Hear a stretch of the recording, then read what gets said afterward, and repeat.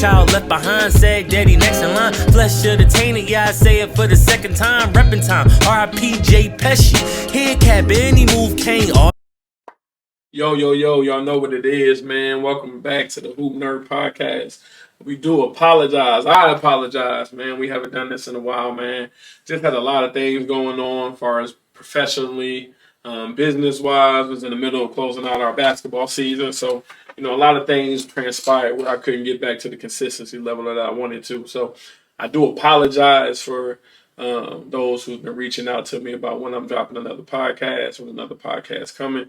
We're talking about guests. We did have a guest scheduled. We kept trying to go through schedules, man, and things just didn't turn out right. So we're going to try to reschedule them when we can. Before we get started, big shout out to the Kansas Jayhawks on winning the national championship. I know it's been about 3 weeks now, 2-3 weeks now. So we want a big shout out to Kansas Jayhawks as well. Big shout out to Dawn Staley. I don't know if y'all can see this or not, man, but we tapped in. We stand up for y'all, man. Big shout out to Dawn Staley, South Carolina Gamecocks, man. Big shout out to them winning the national championship. I had them winning my bracket. They won me some money too. Dawn, you won me some money, man. So, that's big for Philadelphia. It's our second one. I think if it wasn't a COVID year, 2 years ago, they would have won another one. So, she would have had three. Would have had three, man. Let's get into some news real fast, man. Jay Wright stepped down as the head coach. He retired as the head coach for Villanova basketball. Everybody that know me know I just love Villanova basketball. I love Jay Wright. I love everything that exuberate. I love that they recruit Philly and surrounding areas. It shows the talent level on a national scale that we in the East Coast, Philadelphia, Jersey, New York, we can go down Delaware, surrounding counties. It shows the talent level that we have in that region, in that market area. So big shout out to a great coaching career and collegiately in Jay Wright. It kind of brought me out of surprise. It kind of shocked me, as I just felt like he had more to give. But I love the opportunity that he set for his staff, right? So Kyle Neptune, who was on his staff, was recently a coach. Fordham came back and took the reins over there at Villanova. So African-American male. I think it's big, man. I think that shows insight. That shows his ability as a recruiter and as a coach that Jay Wright, put his program back under him. So I think that's a big thing. But like I said, I just think the game will be missed with Jay Wright. Losing Coach K, losing Roy Williams now, losing Jay Wright, coaching in the college realms. Who's the next star? Who's the next college star as far as coaching? We talk about players. We talk about the next big player coming out collegiately. But who's the next star-studded coach? Right? So you had your Coach K's. Many people say Mark Few. And that's crazy because during the tournament run, they had this on the CBS March Madness question.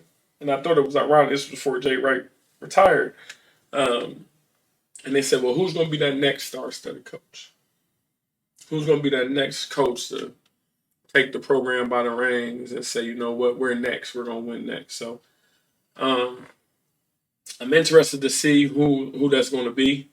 I'm interested to see who's the next big shot coach that's coming up. Like I said, there's no more Coach K. There's no more Jay Wright. There's no more Roy Williams. Bill Self, I wouldn't count Bill Self because Bill Self has been successful throughout their entire time in his career, especially recruiting and things of that nature. So I wouldn't count him and like Larinago and those guys as the next young stars that the coach. But who would it be? Mark Few just can't get over the hump at Gonzaga. To me, Gonzaga is a great regular season team, phenomenal regular season team, unbeatable, damn near. But when it gets to tournament time, winning that big one, they're just a little shaky, man. It's a little bit shaky. You don't know what to expect from them. Um, I didn't advance them in my bracket at all. I didn't pick them to win the NCAA tournament at all. Um, so, which is big. But I just think he has to find a way to get over that hump, and I don't know if or when he gets the talent. Like you said, he had Jalen Suggs 2 years ago, had Chet Holmgren this past year with Timmy and those guys, and they just couldn't get over the hump, man. So trying to find a way to win in advance is going to be huge for him and big for him. I do want to see him eventually win a national championship, but I don't consider Gonzaga mid-major anyway, right? I don't quality of players they have. Um,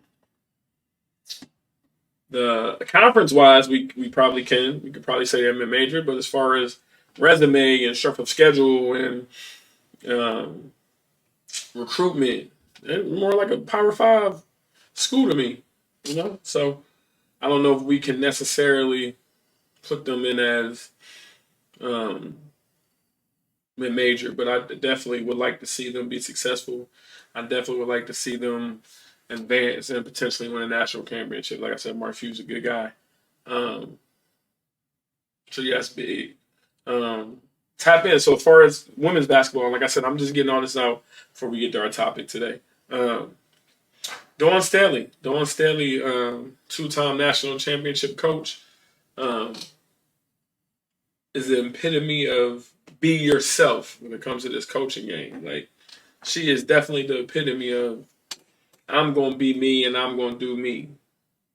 And there's nothing you can do about it. From the dancing at the championship, the charismatic, the vibe to say how she feel, and the way that she dresses on the side of the court. Like it's not conventional. She's not everyday. Um, she dressed like she going to a game to chill and relax, man. So I definitely think the rich keep getting richer. Like I said, they lost a couple players. Um, they lost a couple players in the transfer portal. Um, we'll talk about that as well because I'm big on this transfer portal. Um, Lost a couple players on the transfer portal, but then got richer and gained Georgia Tech's leading scorer and somebody else that got. So, it's like, okay, everybody wants to go play for a winner. So why not go play for a winner? So you can leave, and that goes to the process of waiting your turn and understanding that you got to work. You got to work hard. So, and that's one of the things like we continue to talk about that work ethic and that waiting your turn. When I first came into college, we had rules. If you transfer, you got to sit out a year. If you transfer within the conference, you got to sit out 2 years. And now those rules are null and void. And now we're in an era where if you're not progressing or you feel as though you're not getting the opportunity that you think you should get, you tend to leave, right? We quick to leave. We quick to transfer instead of understanding that work ethic component. Like, what did I do? Or what can I do better to get on the floor? What can I do better to own a role and responsibility on this team? Like young players nowadays are so quick to leave instead of dealing with the controversy or dealing with the constructive criticism that they're getting to be successful, right? I use Dawn Staley a lot because you look at it, she talked about Destiny Henderson, how Destiny Henderson had to wait her turn. And she could have transferred. She could have left, like, oh, no, I'm not playing that much this year. As a freshman, I'm not playing that much as a sophomore. I can leave. You know what I'm saying? And that's big. And you see the growth. You see the growth that she took place in that national championship game, right? Arguably, really was the player of the game to me. I mean, I know they gave it to Leah Boston, and Leah Boston was star-studded and amazing. You know what I'm saying? But Destiny Henderson, to me, won that game for him, right? So if she didn't wait her turn or she didn't progressively, follow the course, understand the hard work that it comes to be a collegiate athlete, we might not have won that national championship as far as, the Gamecock. So it goes hand in hand. So you got to wait your turn, man.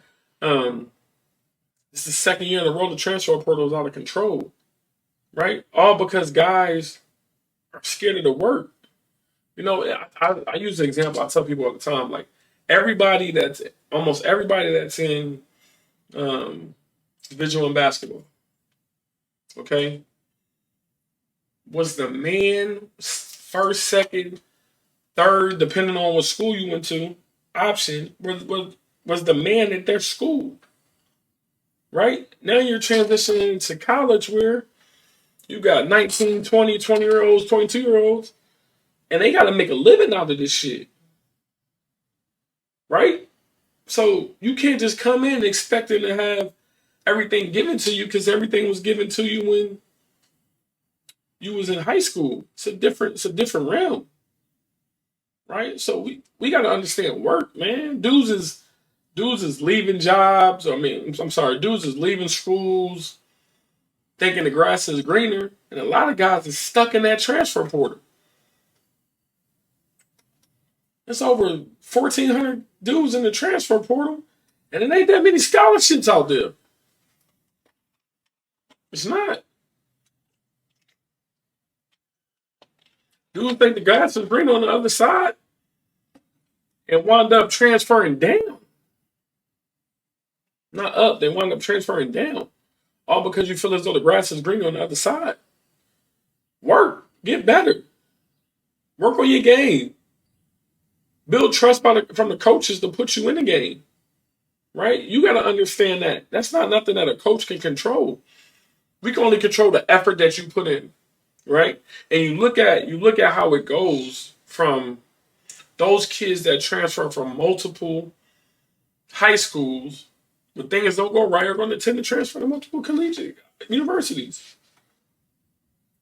And I said it before in the previous podcast.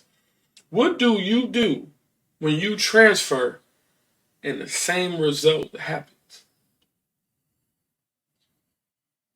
Is it the coaching? Or you got to look in the mirror and say, it's me.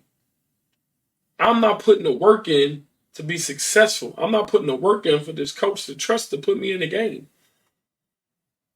What do you do then?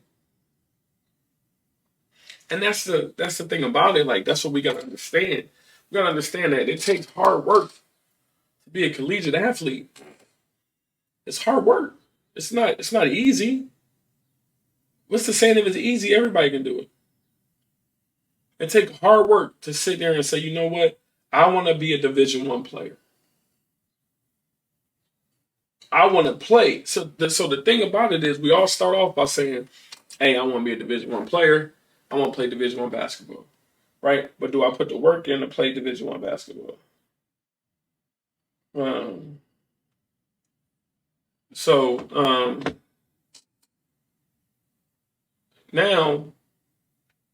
Now you a Division I player. You there.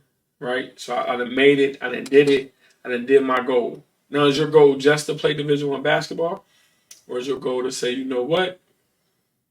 Now it's time for me to play on the floor. Now it's time for me to get on the floor. Is my goal just to say I'm a Division I basketball player? Or is it my goal to perform at the Division I level? And that's what I think is different. It's different when you got some guys that just want to be Division I players. You got some guys that say, you know what, I want to be a Division I basketball player. I don't even care if I touch the floor. My goal is to play Division I basketball or go Division I. I'm sorry. Then you got guys that say, you know what, my goal is to play Division I. See the difference between going Division I and playing. A lot of guys go Division I. A lot of guys don't play. A lot of guys don't touch the floor. You know why? Because they don't put the work in. Right? And then when things don't go their way because it's not handed to them, they say, you know what, I'm going to transfer. Instead of sitting down with your coach or sitting down and looking at, okay, What can I do better? What's the pros and cons? What did I do wrong? How can I fix this? Instead of us sitting down and doing that, our quick result is I'm a transfer, I'm a transfer, I'm a transfer. Right? Well, what does transfer? What does that do for you when you get out of transferring? Right? To go to another level, to go to another situation where you're not putting the work in, you're not being successful on the basketball court, you're not playing. And then it turns around and says, you know what? You got to look in the mirror. Is it me? Am I the reason? Or is this coach? It's probably you. Right? You're probably the reason why you're not playing.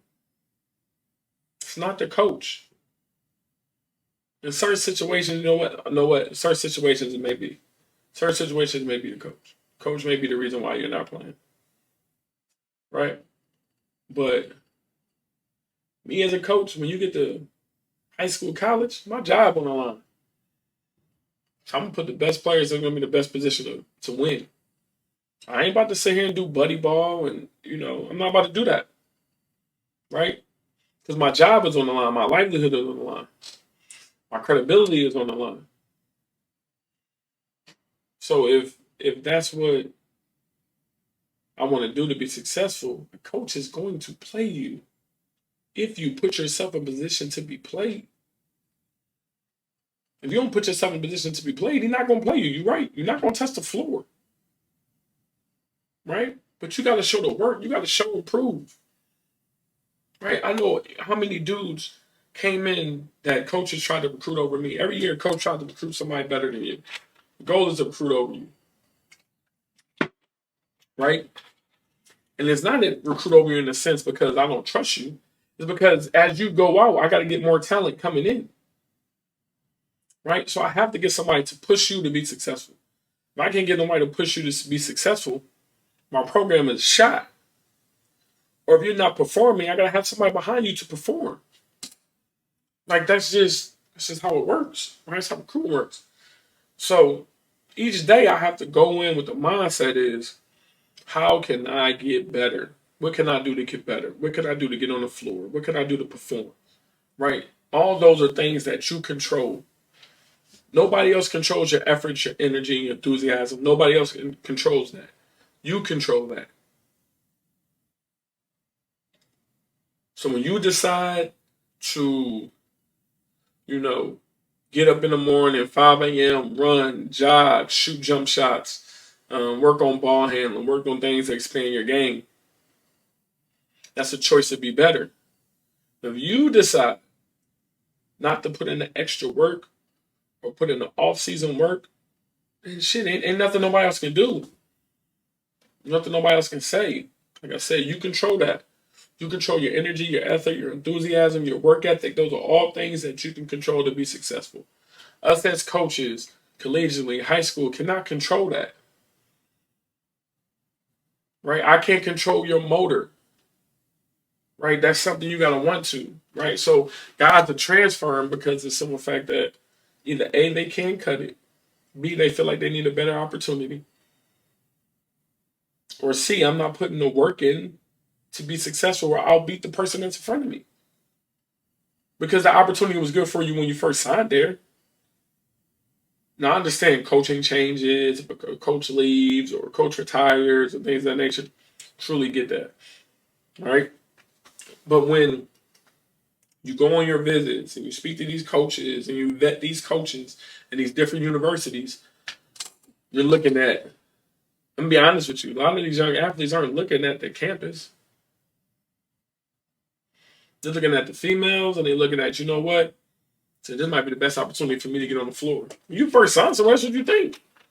It's the best opportunity for me to get on the floor. This opportunity, this university I'm picking is because you know what? I'll be able to play here. That's what you're thinking. Okay? It's a thought process you're thinking. So why isn't it working now? Why is it you aren't successful or getting on the floor now? And you vetted this university, you vetted this coaching staff, you vetted this facility. but you're not playing. Why? Why is that? Right? Whose fault is that? Sometimes you gotta look in the mirror, right? Sometimes you gotta look in the mirror and say, you know what, it's me. Right? A lot of guys don't want to do that. A lot of guys want to take that look in the mirror and say, hey, it's me. I'm not doing X, Y, Z right. I'm not doing what I'm supposed to do for us to be successful. Right? Those are things that we're not looking at. Right? So now we're basing our success on, you know what? First thing we like to do is it's not my fault, it's the coach's fault.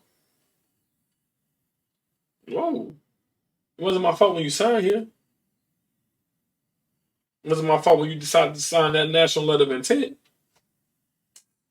Right? So transferring, is an easy way out to me. I know a lot of people feel differently, but I wanted to transfer when I came from Iowa and I went to Ball State and we had a coaching change and I tried to transfer initially with the coaching change and it didn't work.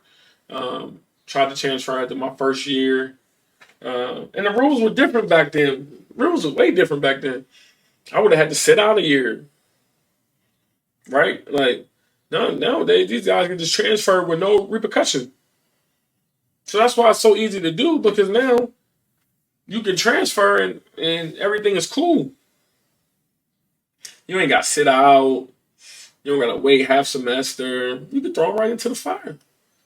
Right? When I was trying to leave, I would have had to sit out here. Right? Now, things happen where I wasn't allowed to transfer, and it is what it is. But mine had nothing to do with playing because I didn't even play a game yet. Right? I didn't even play a game yet. I wanted to transfer. I sat out half a year. Then I played 1 year under the coach, and I didn't think he wasn't the coach that recruited me. He wasn't playing me in the position that I wanted to be played in, and I wanted to leave. I was ready to dip. Right? Couldn't leave, but then I said, you know what? After a year, and I had a good freshman year, I was like, I'm just gonna stick it out, I'm gonna rock it out. Right? And a lot of the universities try to use the thing that you're loyal to the school. No, we're not. You can't use that spill to keep these athletes because I didn't sign to Iowa because of Iowa. I signed because of Steve Alford. Greg Neal. Coach Lansing. Man, that's why I signed there. I didn't sign to Iowa because I thought it was a lovely campus. No. So if it's a coaching change, I do believe you should be able to leave. But if you sign and you're under the coach that recruited you and there's something you're not doing, you got to fix it, man. You got to do it. You got to fix it. You got to put the work in, right? You got to put the work ethic in to be successful. So, like I said, my advice to these guys that are, transferring and leaving is make sure somebody wants you. Once you step out on there, make sure it's somebody that wants you, somebody that needs your services, somebody that needs your skill set, a good place for you to fit in, a good place for you to develop your skill, good relationship with coaching and players, teammates, because you hate to be that guy that transferred 2-3 times, man. I'm just being honest with you. Transferring that many times is just it's not a good look. Like I said, you transfer that many times to high school, things don't go right. You'll probably transfer that many times to college, and then you ruin relationships, and then that networking group that you really want to establish is gone. Right? So that's it on that topic. Like I said, we always talk about transfers. We always talk about NCAA recruiting. Young athletes. Now let's talk to the good side. To get paid, get paid. NIL. Woo! I wish I had that back when I was playing. I wish I could get a bag. They out here getting bags. Bags. Big bags. Right? And I'm with it, man. I always thought us athletes should get paid, man. I always thought us collegiate athletes should get money because of the revenue stream that the universities are making off of us. We need to get some type of kickback. right? You need to get some type of bread. And even the lowest dude on the totem pole getting $2,000-3,000 is more than he had coming into college. Right? Being able to start your own brand, being able to develop your own business through your image and likeness is huge. Right? Why not? Everybody else is getting paid. Everybody else, the ADs are getting paid, the coaches are getting paid. I'm performing on the floor. I'm performing on the field. Pay me. I'm the reason these fans is coming in here. I'm the reason they don't come in here. Right? Pay me. If a business wants to invest in me to market their brand, I need to get paid for it. I remember when we used to do Stoops commercials and things of that nature for free. Oh, you're representing the university. No, I'm representing Stoops Automotive. And I'm just using Stoops as an example. So Stoops is my guy. But they used to have us do all these commercials and all this, that, and the third, and advertisements for free. Man, get y'all a bag.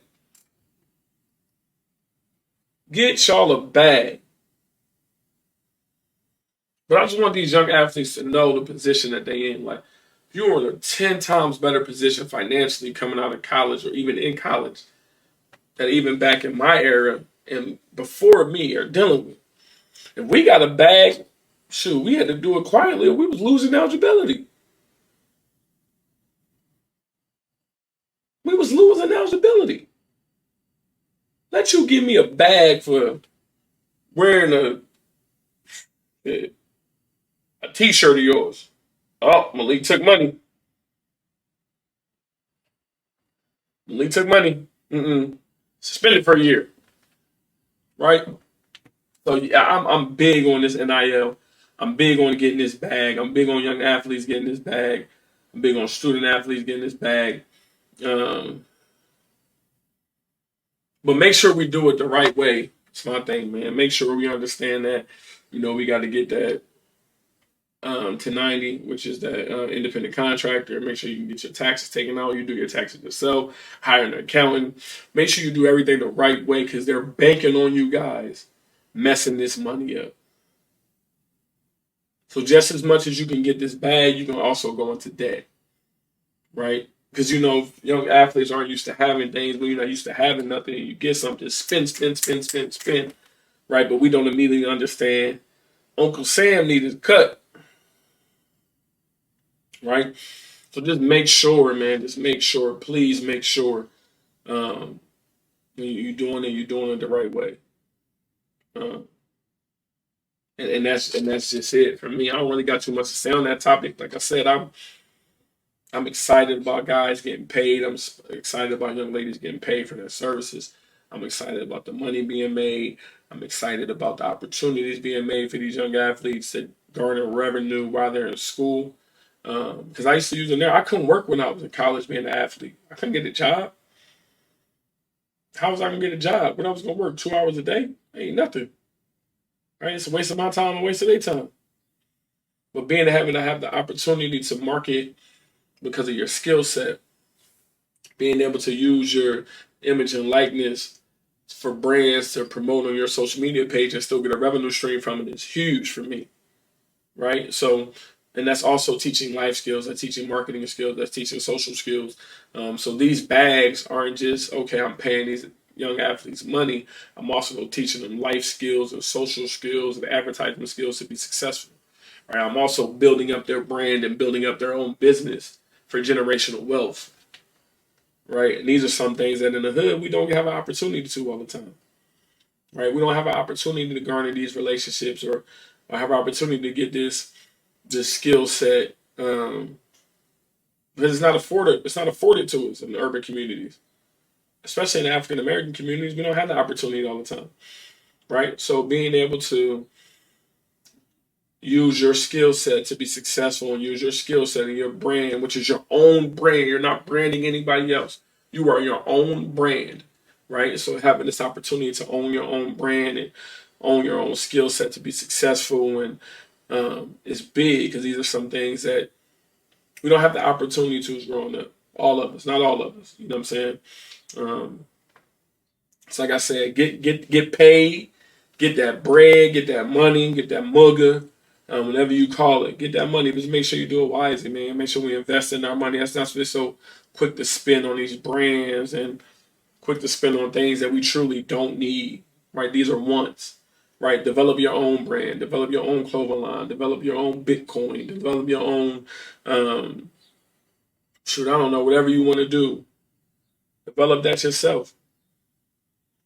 Right? Develop that information, get that information, and do what you do with it so that you can have your family set for the rest of your life and you can be set for the rest of your life. Right? So use this NIL as not just a quick get rich quick scheme. Sorry. Use it to, have generational wealth and be good forever. Like I said, this was a short one, man. This was just one because I haven't been here in a while. And it's a lot of things that have been going on. A lot of things going on in the athletic world that we need to touch on. Like I said, I'm still trying to work on these guests. I got a lot of high priority guests, but like I said, man, they just busy, man. Some of them been still in the playoffs. Some of them season just ended. Some of them overseas. So just trying to, coordinate time frames and things of that nature. But we will be trying to be back on a more consistent basis. This is Malik DFG Perry. This is the Hoop Nerd Podcast. Please make sure you tap in. The NegroAthleteBrand.com. You see the link below, man. Cop on there, get some merch.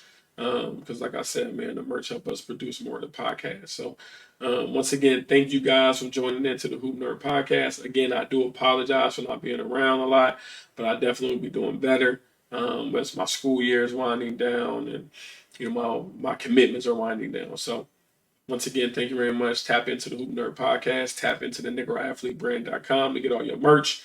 And we out of here. Hoop Nerd! No child left behind, said daddy next in line. Flesh should attain it, yeah, I say it for the second time. Reppin' time, R.I.P. J. Pesci. Head cap, any move, can't